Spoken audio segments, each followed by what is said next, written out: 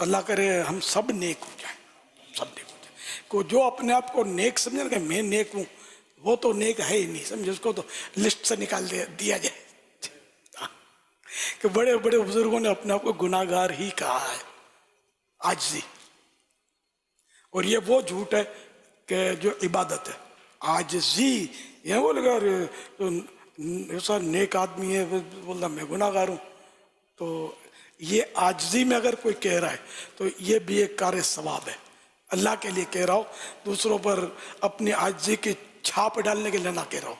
इसमें नियत देखी जाएगी। तो अल्लाह पाक नियतों का हाल जानता है। हम सबको नेक बनना चाहिए और आखिरी सांस तक बस ये नहीं समझना चाहिए कि अब मैं नेक बन चुका, इसकी गुंजाइश नहीं है।